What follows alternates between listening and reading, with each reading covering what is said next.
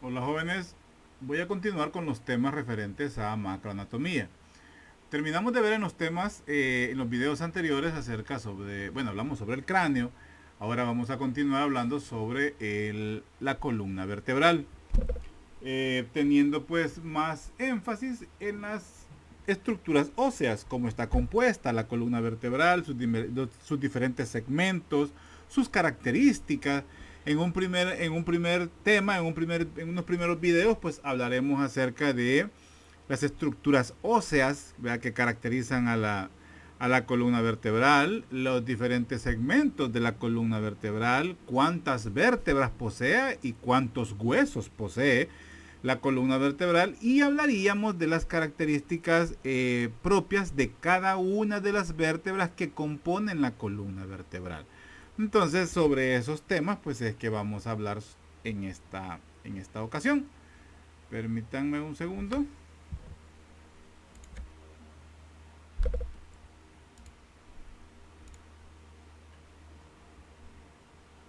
Como dice ahí, la parte más difícil es cuando te das cuenta de que nunca es suficiente. Tú puedes saber más y más, pero la realidad es que nunca lo sabrás todo. Yo creo que en más de una ocasión ya les he comentado, no estoy seguro, he comentado de que el estudiante de medicina, pues una característica del estudiante de medicina es que nunca deja de serlo.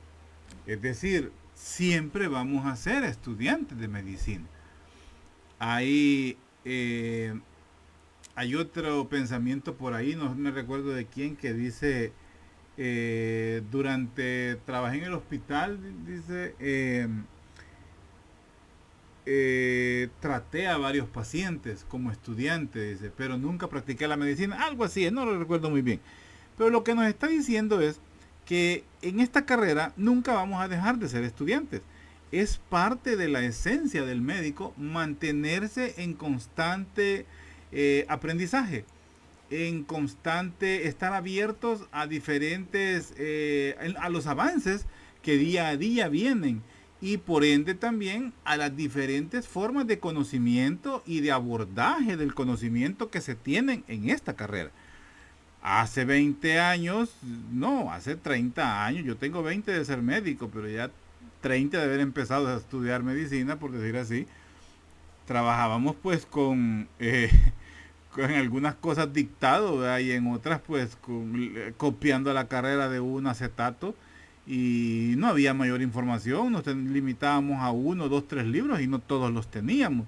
Y hoy ustedes pues tienen unas herramientas tan importantes como el Clinical Case, que la misma universidad se los proporciona, y diferentes literaturas en formato PDF, pues que está al alcance de la mano, no hay que invertir gran cosa. Entonces, digamos que se facilita un poco más el aprendizaje. Pero también eso es un arma de doble filo, porque están expuestos a mucha más información que puede tender pues a tener dificultad con estar seguro de cuál es la mejor información. O sea, tiene sus pros y sus contras. Pero el mensaje lo que yo quiero dejar ahorita pues es que nunca se deja de ser estudiante de medicina. Eh, si ustedes se fijan, van a ver que muchos de los médicos celebramos más el Día del Estudiante de Medicina y no el Día del Médico, ¿verdad? Porque estudiante de medicina siempre lo vamos a hacer. Y en el momento que uno crea que ya no tiene nada más que aprender, ese momento es cuando uno pues ya topó y posiblemente ya está cerca a su muerte, ¿verdad? Entonces, pero todos tenemos siempre que algo que aprender. Bueno, vamos a hablar entonces acerca de la columna vertebral. Entendiendo pues que la columna vertebral es un eje, vea, es el eje central del cuerpo humano. Normalmente está constituida por 33 vértebras. Algo muy relevante de ella son los diferentes segmentos que presenta la columna vertebral, porque cada segmento, entendiéndose como segmento la porción cervical, la porción dorsal o torácica, la porción lumbar, la porción sacra y también pues la porción coxígea.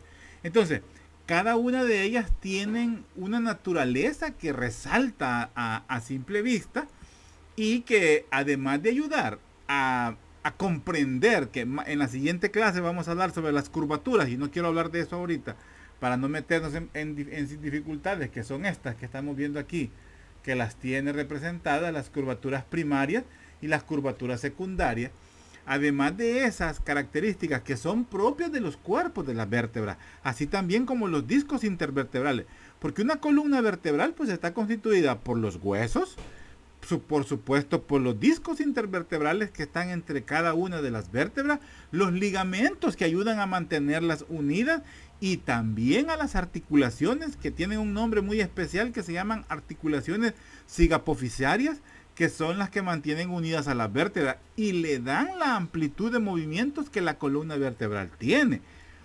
Las articulaciones zigapofisiarias son articulaciones de tipo sinovial, o sea, por su estructura son de tipo sinovial. Entonces, vamos a ver pues que todas ellas, que la columna vertebral pues tiene esas características, y que y dentro de sus funciones pues, ¿verdad? Tenemos la de protección, que es pues la de proteger la médula espinal, por supuesto las porciones proximales de todos los nervios espinales, esto pues antes de que estos se distribuyan a lo largo de todo el cuerpo. Tiene otras funciones como la de soporte, porque la columna vertebral viene a constituir, como les decía, el eje del cuerpo, pero también es la que nos ayuda a mantener la posición erecta, ya sea estando de pie o estando sentado. También nos da soporte pues a la cabeza.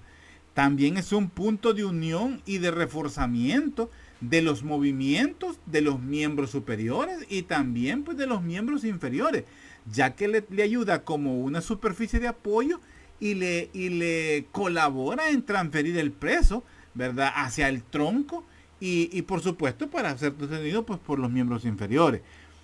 Y ya también pues poniéndolo en contexto pues a los movimientos, porque nos ayuda con los movimientos del dorso, movimientos pues de la cabeza, movimientos de los miembros superiores, el soporte para la deambulación, en fin. Entonces la columna vertebral no es de choto que le digamos que es un eje. Pero además la columna vertebral, pues, como son estructuras inamovibles, por decir así, porque son huesos, estos tienen una posición específica.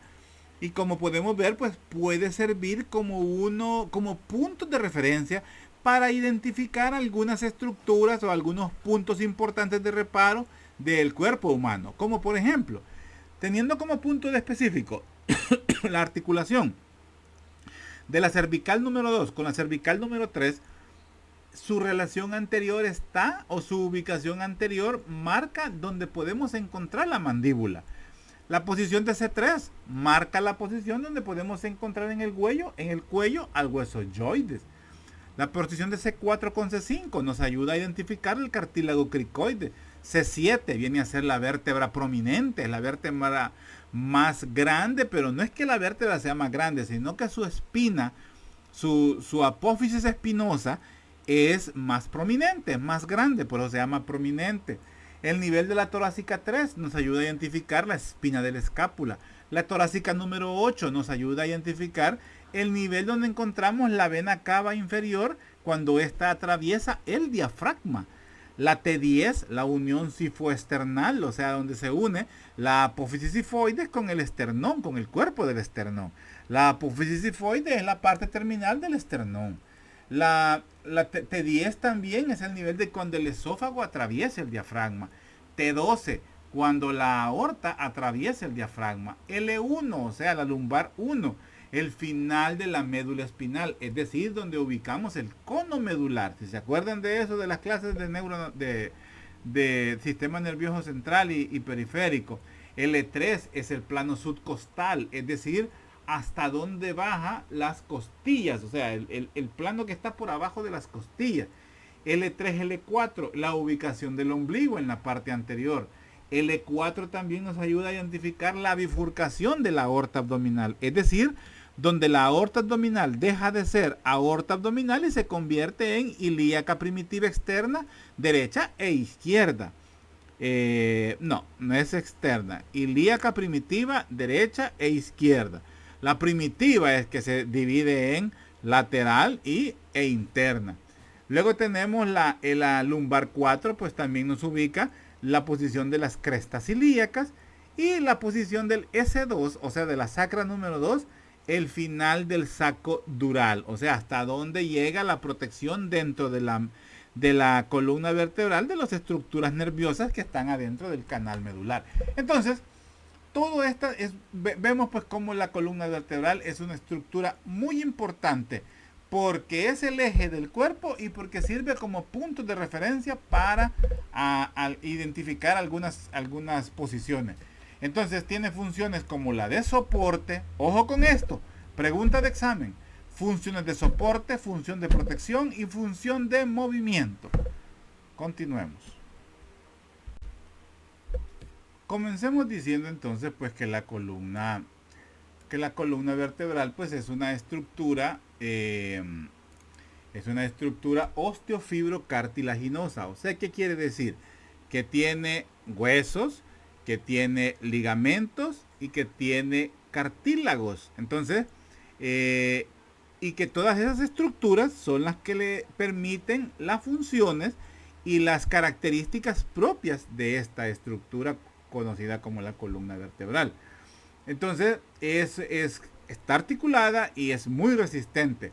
Tiene, como dice ahí, una forma de tallo longitudinal que viene pues a constituir la porción posterior.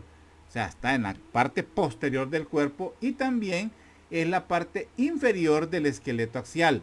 Se considera pues como un solo hueso, situado en la parte media y posterior del tronco. Ojo con eso.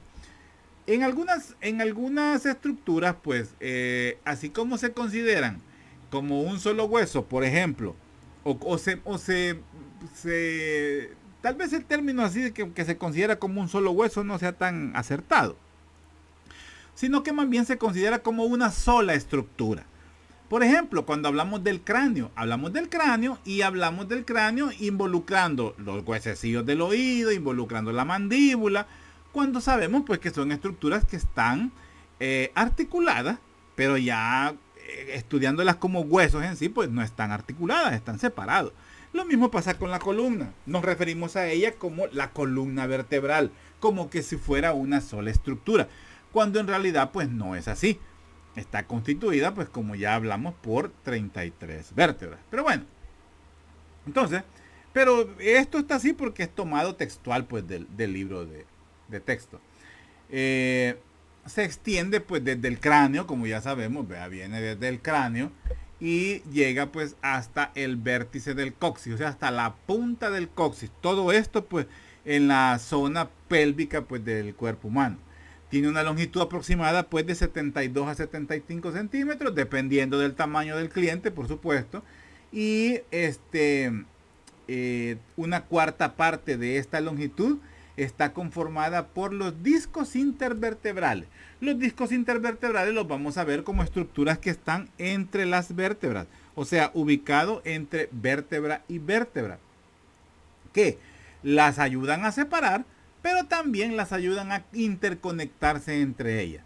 Durante el desarrollo, pues la columna vertebral crece mucho más rápido que la médula espinal. Ojo con ese dato. Entonces, esto es lo que explica por qué es que la médula espinal no ocupa la totalidad de la longitud del conducto vertebral. Es decir, entendemos que la médula espinal pues llega hasta un nivel de L1 máximo L2. Allí es donde ubicamos el cono medular, o sea, la parte terminal de la médula espinal, y a partir de ahí se desprende pues todo lo que conocemos como la cola de caballo y por supuesto el filum terminal, que es el que fija la columna vertebral en el coxis. O sea, la parte terminal en sí pues de la médula espinal llega hasta la primera vértebra lumbar. Pero esto se explica debido a que el desarrollo intrauterino, pues en el desarrollo embrionario es que la columna vertebral como estructuras óseas crece más rápido que la médula espinal. Y llega un momento en que la médula deja de crecer y se ubica o se aloja dentro del canal pues medular. Sigamos.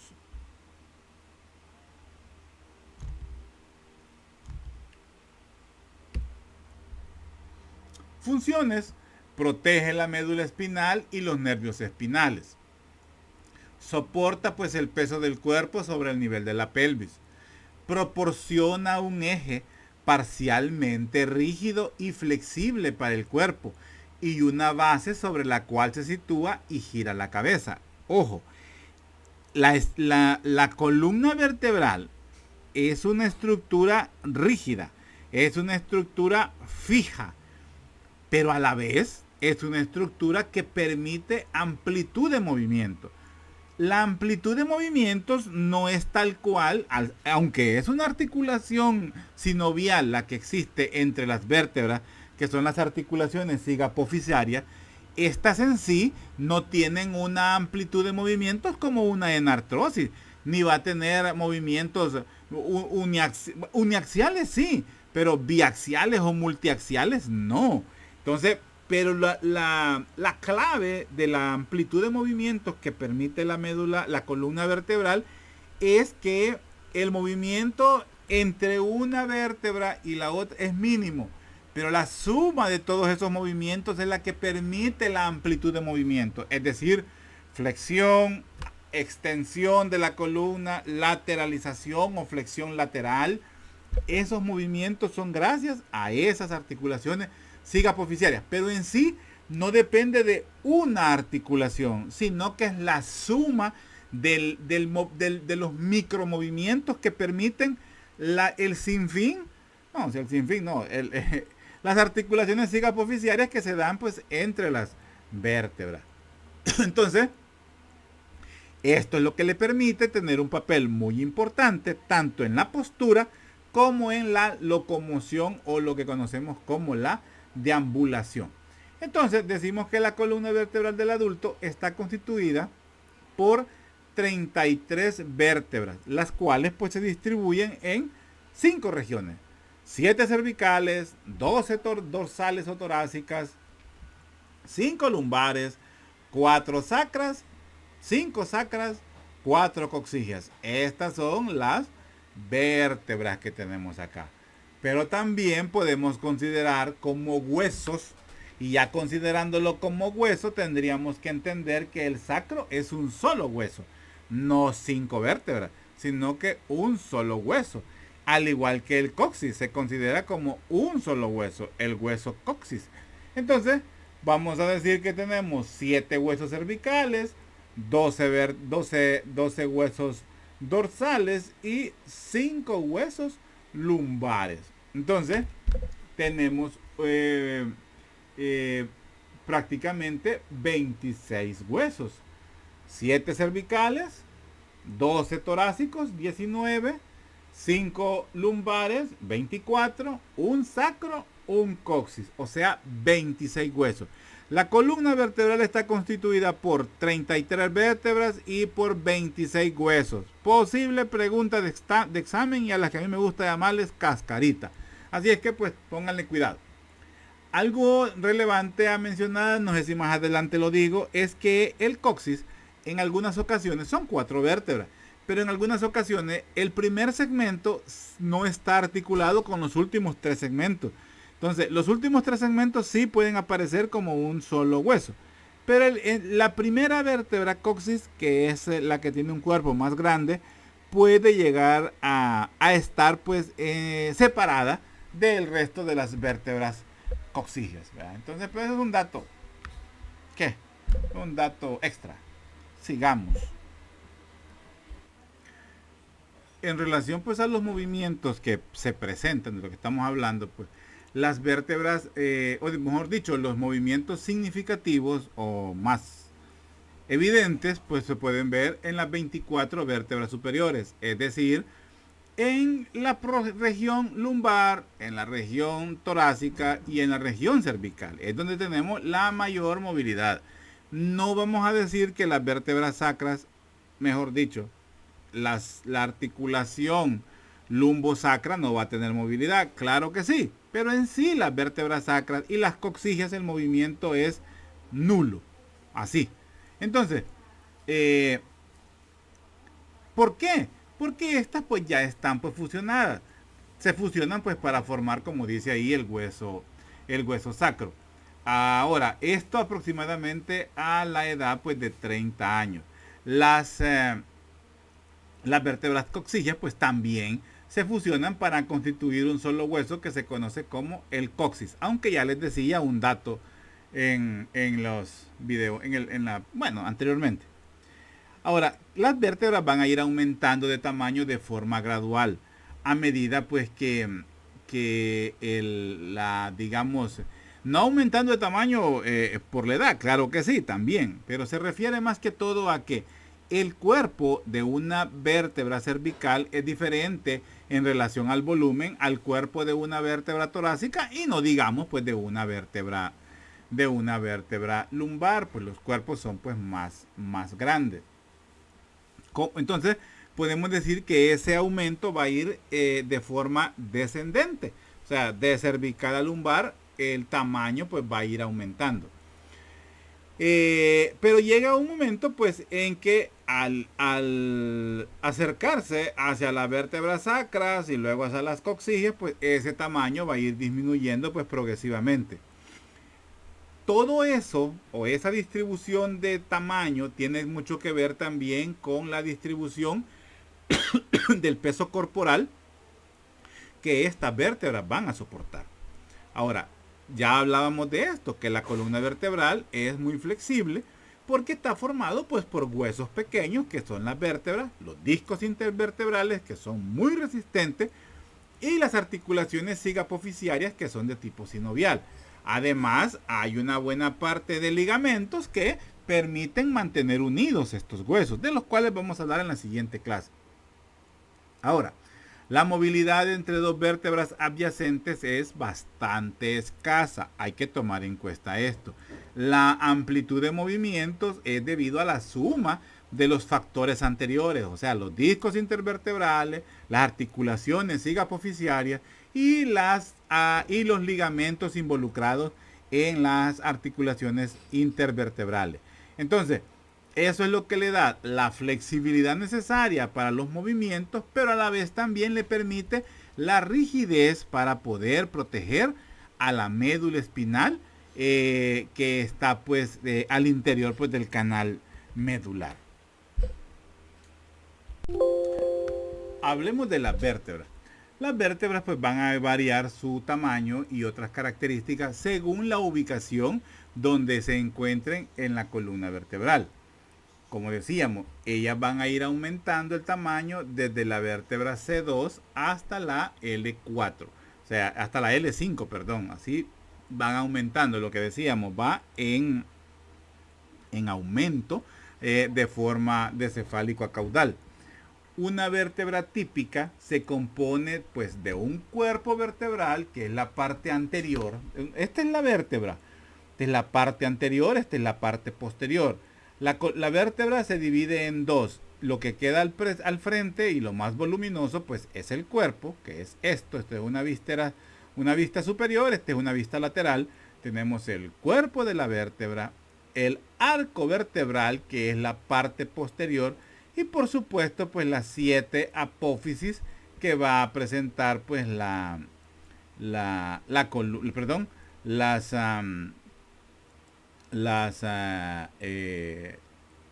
me fue el nombre, las vértebras. Entonces vamos a ver pues que presenta 7 apófisis en su estructura que se ubican pues en el arco. Entonces podemos decir que una vértebra tiene un cuerpo anteriormente y un arco posteriormente. El arco está constituido principalmente por las apófisis. Entonces, que son 7. Una apófisis posterior, apófisis espinosa, también así se le conoce como la apófisis espinosa.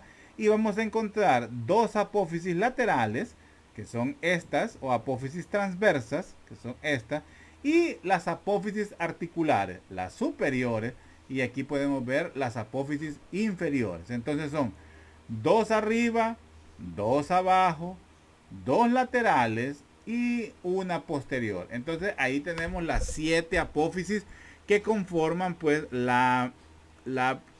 arco de la vértebra. Ahora, las apófisis se encuentran unidas, digamos, las apófisis o la zona de las apófisis transversas con las superiores, articulares superiores e inferiores, se unen a la apófisis espinosa posterior.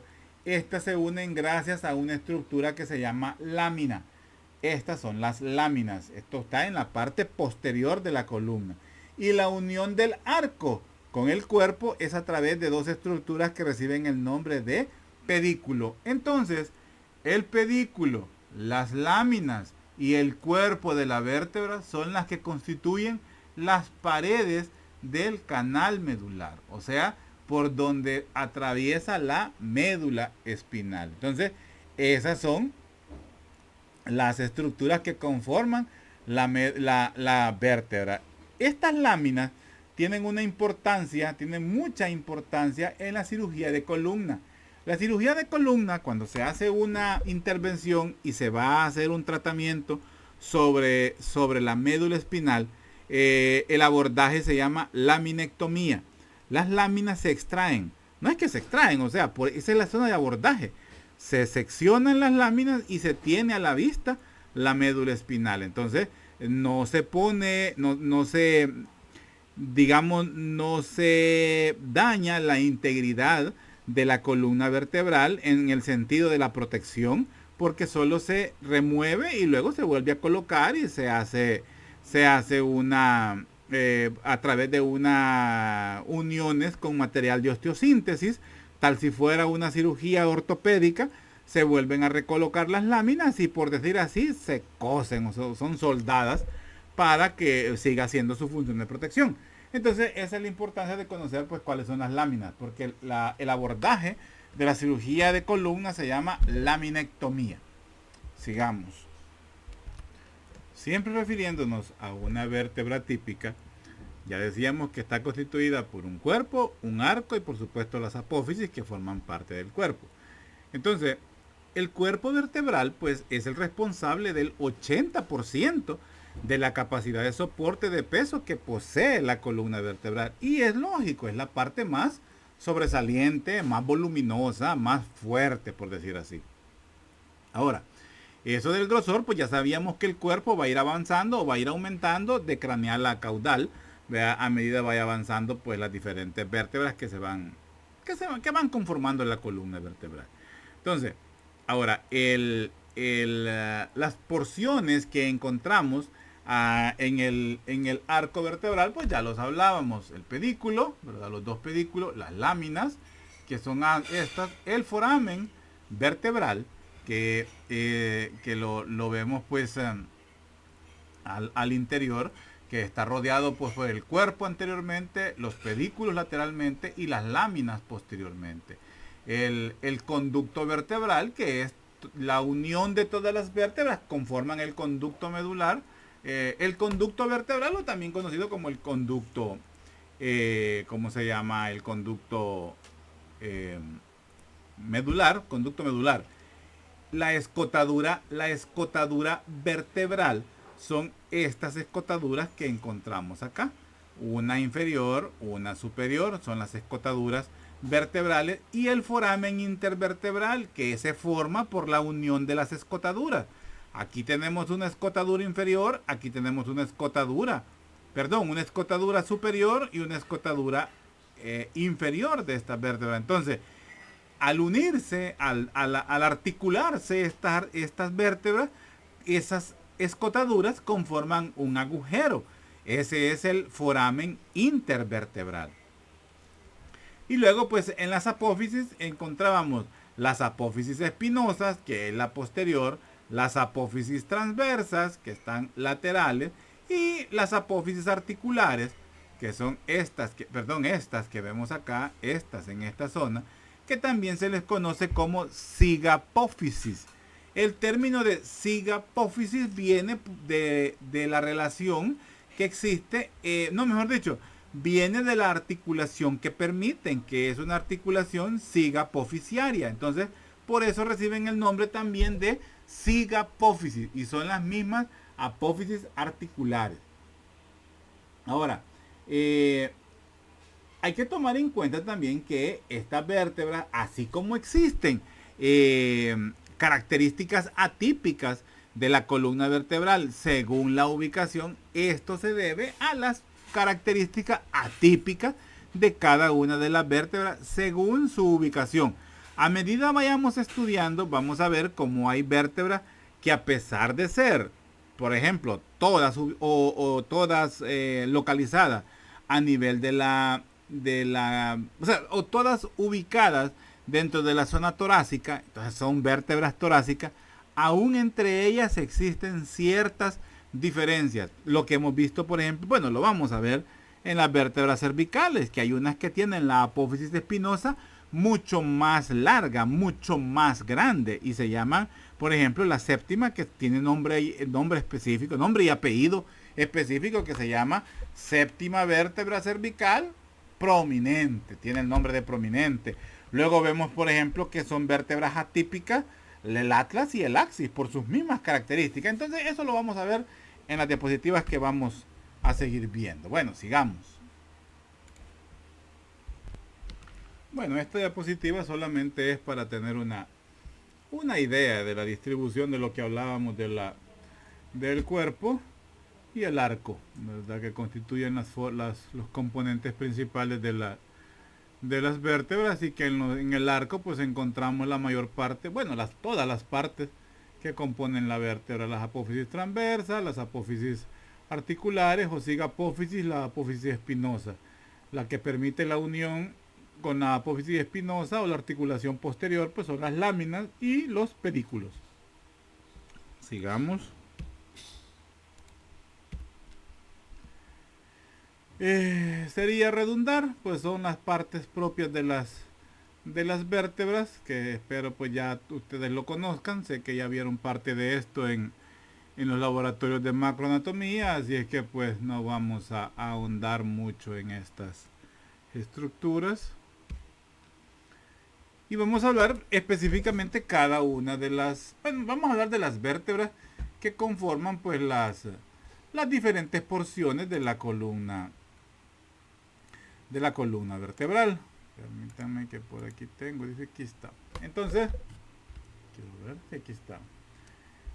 Entonces comenzamos hablando sobre las vértebras cervicales. Una vértebra cervical típica pues tiene los siguientes rasgos, como vemos, como siempre, el cuerpo vertebral, ¿verdad? Vamos a ver pues que el cuerpo vertebral es pequeño, es de baja altura, como dice ahí, tiene una forma un poco cuadrada, el diámetro, digamos que el diámetro transverso, o sea, va a ser más grande a lo largo que a lo ancho. O sea que el diámetro transverso es mayor que el diámetro anteroposterior. La superficie superior va a tener una concavidad y la superficie inferior pues va a tener una convexidad, lo que vemos acá. Esto es una concavidad y esto es una convexidad. Características del cuerpo de una vértebra cervical. Cada apófisis, o sea, lo que corresponde a las apófisis transversa, vamos a ver que encontramos pues un agujero, que es un agujero de características redondas y que recibe el nombre pues de agujero transverso. Es un agujero especial que solo las vértebras cervicales lo poseen y es para el paso pues de la arteria vertebral. Pero además vamos a encontrar que presenta pues presenta un túnel, por decir así. ¿Vea? Esta estructura tiene como un túnel que es para la emergencia pues del par craneal que sale pues de esa zona que le corresponde a nivel pues cervical. Vamos a ver también pues que las apófisis espinosas son cortas, ¿verdad? Son cortas, son bífidas, pero la excepción, o existe una excepción, con la apófisis espinosa de la C6 y de la C7, específicamente la C7, que esta pues es prominente, es más grande. Entonces esas dos se salen, como digamos, de la media, que todas son pequeñas y cortas. Aquí vemos un poco el túnel del que estábamos hablando, es este que encontramos acá. Entonces, que ese es para la emergencia del par craneal que encontramos en esa en esa zona. Acordémonos que en esa zona, pues ese par craneal, par espinal, ¿verdad? Que emerge a nivel cervical, se va a cruzar con el paso de la arteria pues vertebral. Eh, otra cosa importante, que el agujero vertebral, como lo estamos viendo acá, pues es de forma grande y tiene una forma de triangular. Es un poco triangular el agujero vertebral. Características de las vértebras cervicales. ¿Qué más? Bueno, y los agujeros transversos. Bueno, eso principalmente, ¿verdad? Los agujeros pues transversos que encontramos en esta zona. Sigamos. Perdón. Ok. Hablemos de las vértebras atípicas que encontramos a nivel cervical. Y aquí encontramos el atlas. El atlas, como dice ahí, pues él carece de cuerpo. El atlas es la primera vértebra cervical, es decir, es la C1. No posee cuerpo el atlas. El atlas pues es una estructura, es una vértebra que a diferencia de las demás vértebras, por eso es una atípica, no posee un cuerpo el atlas. Tampoco presenta una estructura que corresponda a una espina posterior, ¿verdad? Un proceso espinoso que se encuentra en la parte posterior. Lo que presenta es una estructura roma que recibe el nombre de tubérculo y se conoce como tubérculo posterior, porque a nivel anterior presenta otra estructura similar y es el tubérculo anterior. Ahora, las masas laterales, o sea, las estructuras laterales que conforman las apófisis con las cuales se va a articular el atlas con el hueso occipital en esta zona de acá.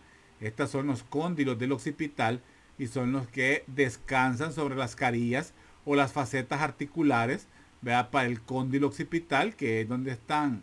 Estos vienen a representar el cuerpo del atlas.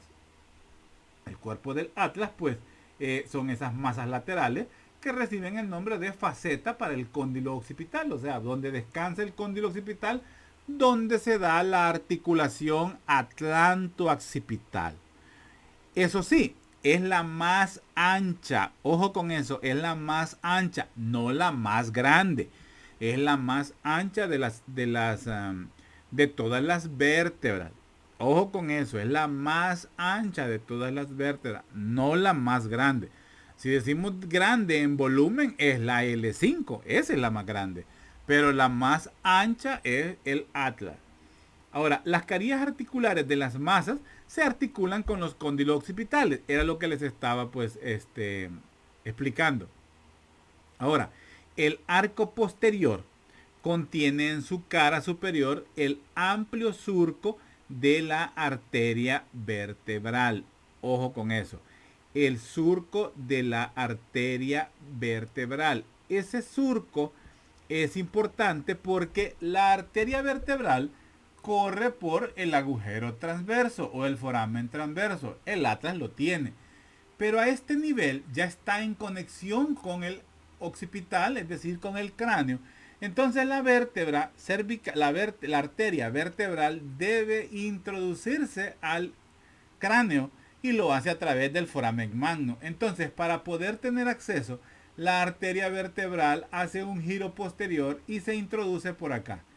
Esta es la zona, esta es la vía que lleva y lo hace pues a nivel del surco de la arteria vertebral, que es este.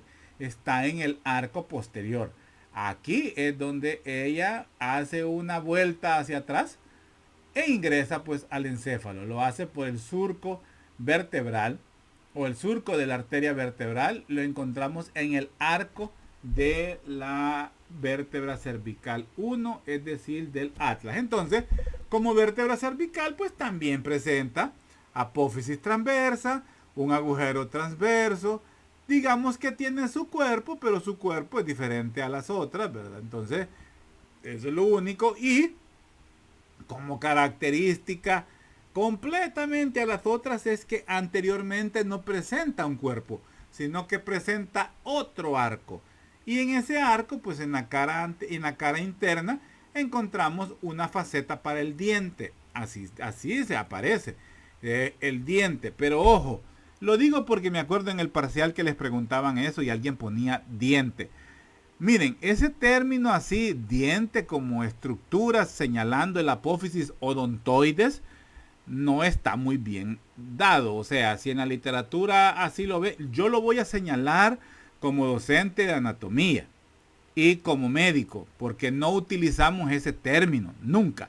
O sea, fractura del diente, si a mí se me ocurre en una lectura de una placa o como diagnóstico de un paciente con una hemiplegia, una cuadriplegia, poner que es una fractura del diente, el médico va a ir a revisarle primero la buchaca al paciente antes de ir a revisarle el cuello, porque no utilizamos ese término. Entonces lo digo como no sé cómo decirlo sin querer entrar en que, porque entiendo que así se los explicaron, que no creo tampoco, porque no existe ese término. Si existe en alguna literatura, pues qué mal, pero no es así. Se llama apófisis odontoide y punto. Pertenece al axis y es el cuerpo del atlas. Magnífico, eso está bien. Pero como término diente, no. Apófisis odontoide significa espina que parece dientes. Eso significa, es verdad. Pero no se utiliza el término diente. Yo recuerdo haber visto 2 o 3 de ustedes escribiéndole diente cuando les preguntaban eso en un parcial. Por mí estaba mala, por mí. Pero no soy yo el que les da los laboratorios, así es que, y sé que es una forma de referirse, pero el nombre real es apófisis odontoide. Entonces, como les vuelvo a repetir, es mi apreciación como médico y como docente de anatomía. Si así se los han enseñado, pues yo no me voy a meter en eso. Pero tengo que hacer la corrección, ¿ok? Entonces, como estructura, pues vamos a ver pues que hay similitud pues con las vértebras cervicales, pero vamos a ver 2 características o diferenciales. No hay cuerpo, no hay un cuerpo anterior, hay cuerpos laterales que son conformados, pues como dice aquí, son las masas laterales y son los que conforman pues las carillas articulares o las facetas articulares para el cóndilo occipital. Y no hay un cuerpo anterior, sino que hay un arco anterior, donde encontramos la faceta pues para articular con la apófisis odontoide. No hay también, esta es una tercera, no hay apófisis posterior, ¿vea? O apófisis espinal. Lo que hay es un tubérculo posterior. Continuemos. A esto me refería cuando hablábamos como la arteria vertebral que cursa por los agujeros en la apófisis transversa. Ella pues hace un desplazamiento posterior y pasa por el surco de la arteria vertebral para poder ingresar al encéfalo, donde se unen y conforman pues la arteria basilar, ¿verdad? Entonces es para que tengamos una idea. ¿Se recuerdan cuando hablamos de la irrigación del encéfalo? Que era gracias a las arterias vertebrales que conforman la arteria basilar, y eso pues es la parte posterior del encéfalo, y la parte anterior y media pues es irrigada por la arteria carótida interna, que ingresa pues a través de los forámenes carotídeos en la fosa craneal media. Pero esta, que es la arteria vertebral, entra por la fosa craneal se ubica en la fosa craneal posterior y teniendo el acceso a través del foramen magno que encontramos en el hueso occipital. Entonces ahí es donde cursa la arteria vertebral. Sigamos. Perdón. Ok. Hablemos sobre el axis. El axis pues es la vértebra pues más robusta de las vértebras cervicales. Cuando hablamos de robusto nos queremos decir que es, por decir así, la más maciza. A eso se refiere. Y tiene esa maciez, valga la redundancia, gracias a esta estructura, ¿verdad? Que se conoce pues como el diente, ¿verdad? Pero es el apófisis odontoides, ¿verdad? Del axis. Y tiene que ser pues bastante rígida, bastante fuerte, porque es prácticamente el eje o ¿cómo le podemos decir? Es el eje longitudinal, pero es la estructura que le sirve pues para permitir el movimiento de giro, del giro circular de la cabeza. Entonces es gracias a esa estructura y todo gira alrededor de esa apófisis odontoides. Por eso, pues, debe ser bastante robusta.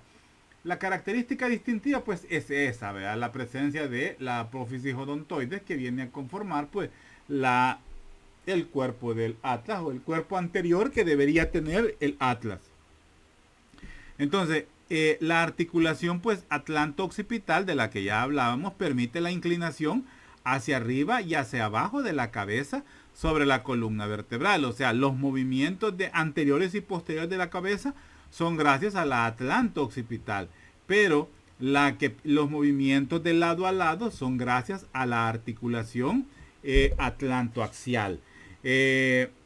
Otro rasgo importante es que entre todas las vértebras existe disco intervertebral, pero entre el atlas y el axis no existe disco intervertebral. ¿Por qué no existirá disco intervertebral? Investíguenlo.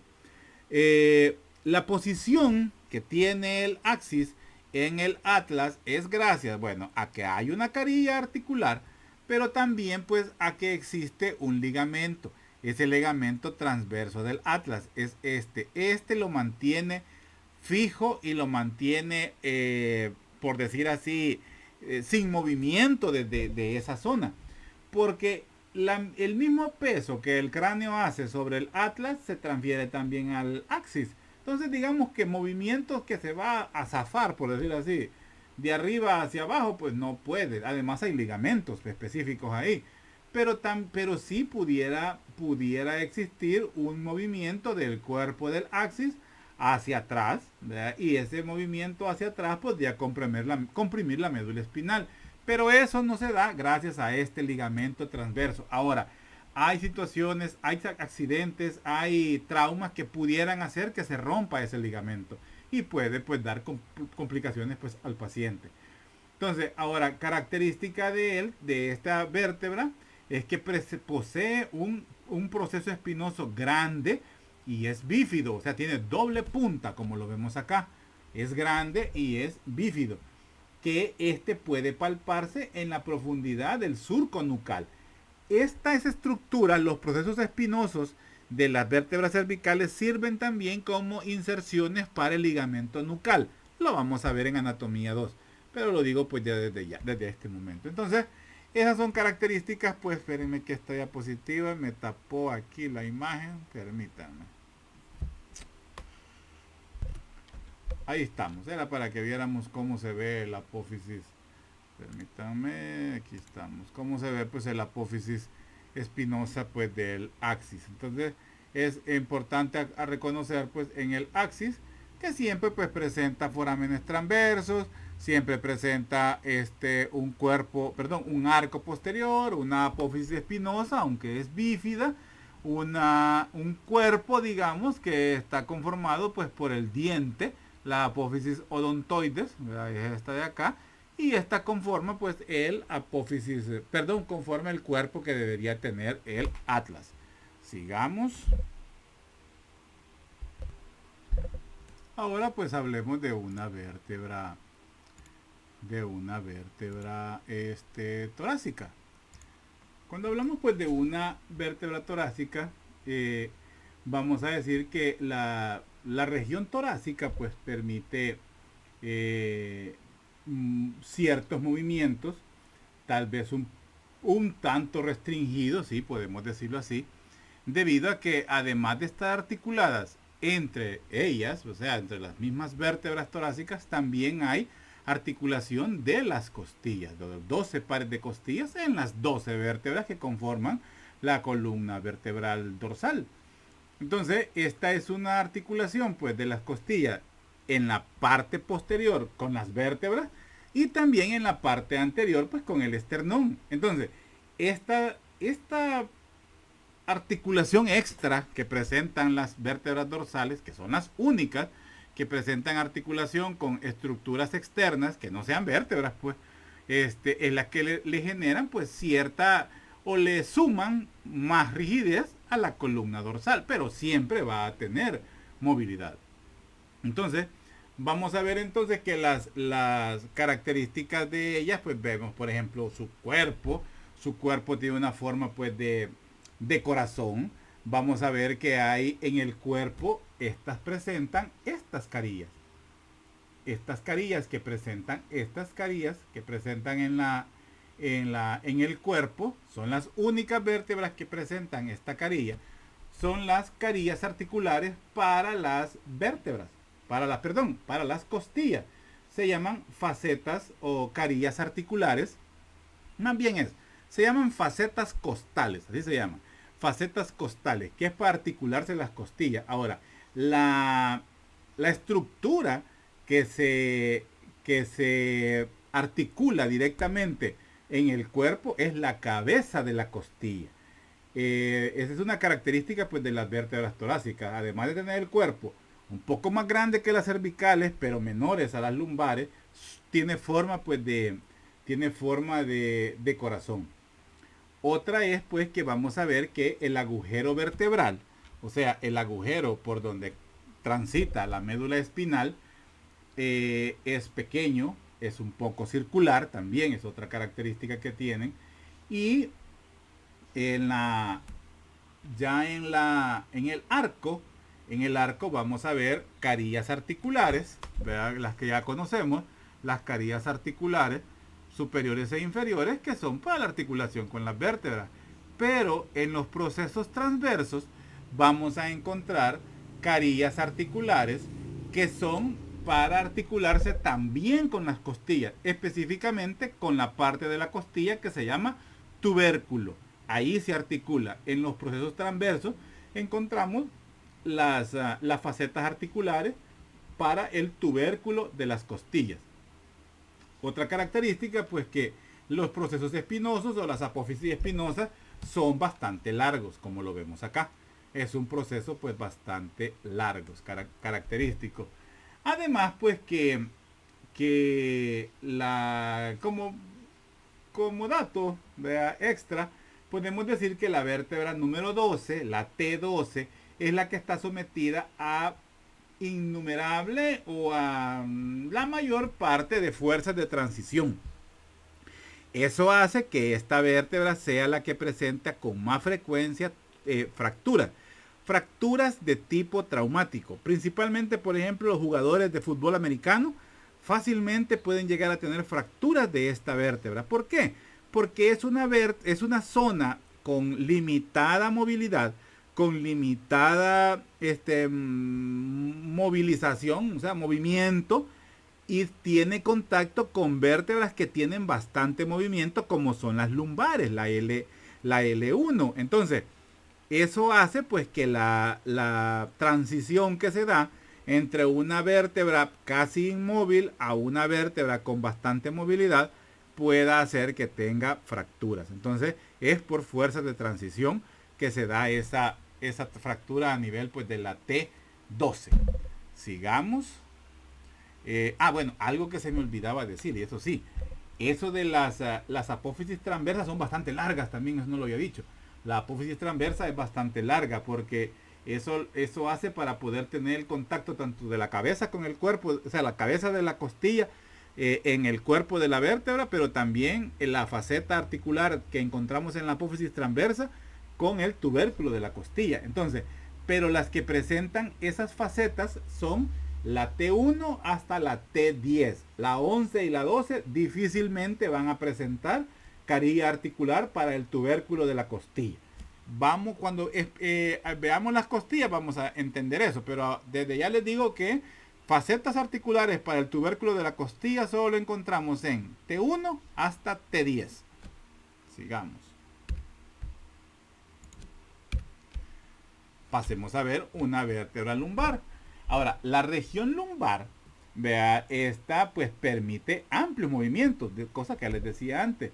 Permite movimientos de flexión, extensión, la inclinación o flexión lateral y flexión lateral derecha-izquierda y la rotación.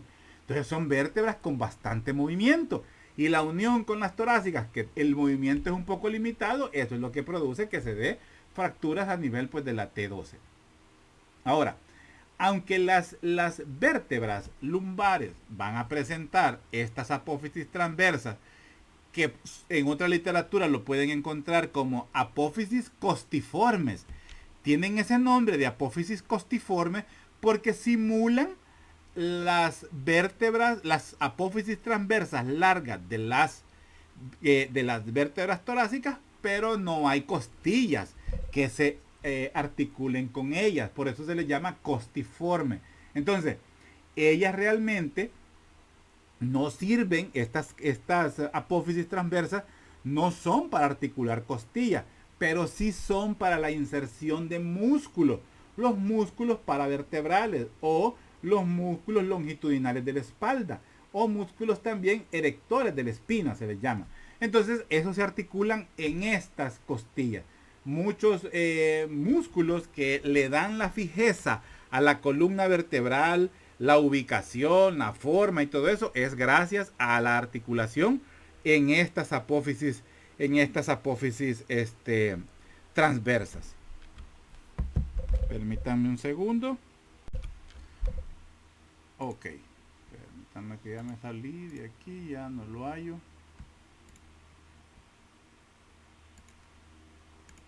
Ok. Entonces decíamos que estas pues sus cuerpos pues son grandes, el cuerpo es de forma cilíndrico, hay algo otras, fíjense que realmente hay una literatura que dice que tiene un cuerpo arriñonado, o sea que tiene forma de riñón, forma de frijol. Realmente es más creíble esta descripción.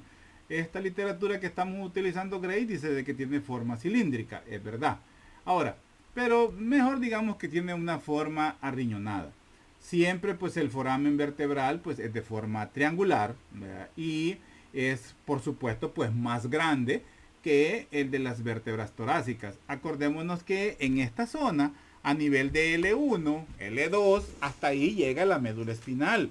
Lo que encontramos en esta zona es la dilatación de los nervios, o mejor dicho, la dilatación terminal de la médula espinal, que se llama cono medular. Pero además de esa zona, además de esa estructura, desde ahí pues emergen todos los nervios que van a ir a inervar la parte inferior del cuerpo humano, y es lo que se conoce como la cola de caballo. Entonces, por ende, tiene que ser un poco más grande para alojar todas esas estructuras. Y tiene, pues, como dice ahí, forma triangular.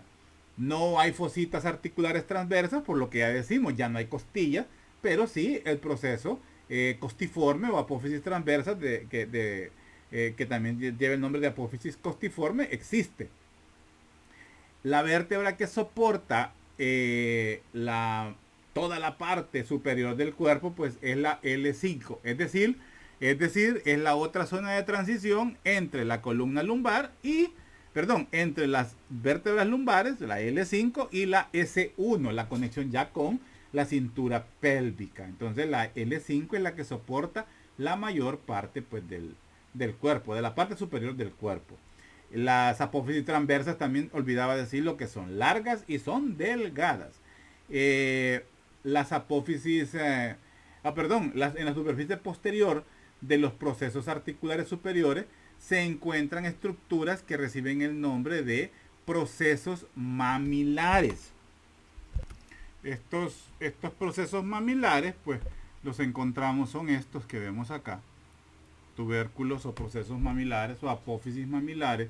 Los podemos ver no solo en las lumbares, desde la duodécima dorsal, o sea, desde la T12, se pueden ver estos procesos mamilares. En ella pues se insertan músculos. Uno de los más estudiados son el músculo multífido del raquis, así se llama. Ese se inserta en los procesos mamilares. Pregunta de examen. ¿Qué estructura se inserta en los procesos mamilares? El músculo multífido del raquis. También es uno de los músculos erectores pues de la espina. Y las apófisis transversas son generalmente delgadas y alargadas. En otra literatura nos dice de que tienen formas cuadradas. Miren que aquí no puse una de esas para poderlo ver enseñado, pero bueno, busquen una vértebra lumbar, sí, en una vista lateral, y van a encontrar de que tiene forma pues cuadrada. Y es voluminoso, es grande, son grandes, ¿verdad? Los procesos, la apófisis espinosa, perdón, Las apófisis transversas son delgadas y alargadas, ya lo había dicho. La apófisis espinosa es la que tiene forma cuadrada y es voluminosa. Me había equivocado, es que esto ya lo había dicho antes. Estas apófisis son cuadradas, tienden a ser cuadradas y son muy voluminosas. La apófisis espinosa de la vértebra lumbar.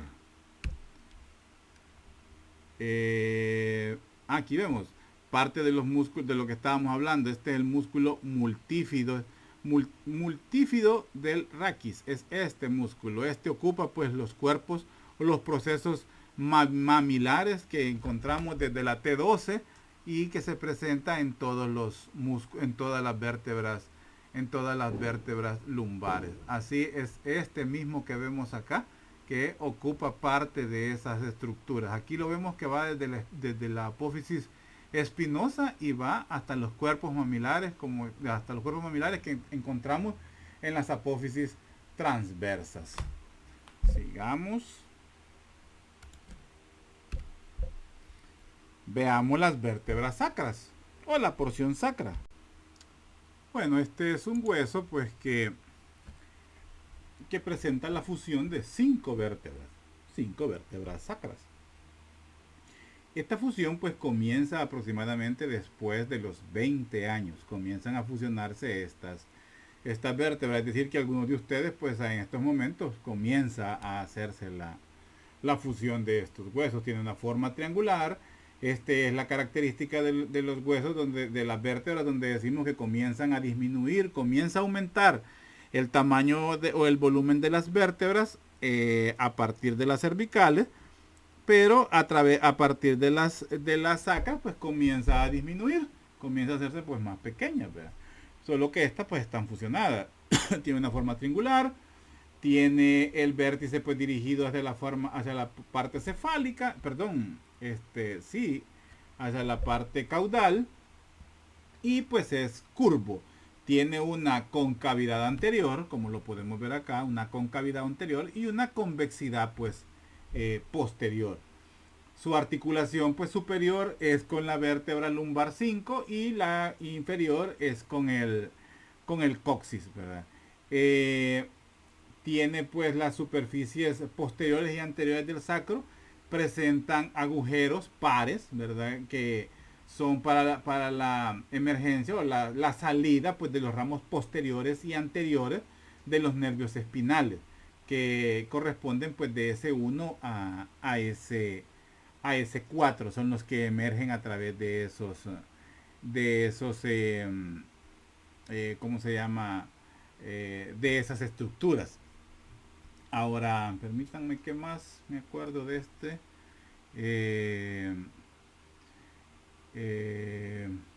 Bueno, principalmente esas son fusiones de los huesos y conforman esas. Es decir, que las escotaduras vertebrales que veíamos en las otras vértebras, pues aquí están fusionadas y son los que permiten pues la salida de los nervios espinales. Principalmente solamente, si acaso pues existiera algún movimiento, ¿verdad? En estas zonas, acordémonos que podría haber un movimiento antes de los 20 años, siempre son articulaciones sinoviales, pues antes de los 20 años, pero los movimientos que van a permitir más que todo serían de deslizamiento, principalmente, sería lo único que podrían permitir estas estructuras. Lateralmente el sacro pues se articula con el hueso coxal, o sea, con los coxales, y junto a los coxales pues conforman lo que conocemos como la cintura pélvica. Sigamos, hablemos del coxis. Y el coxis pues que se caracteriza por ser pequeño tamaño, como dice, ya no hay arcos vertebrales característicos en estas vértebras.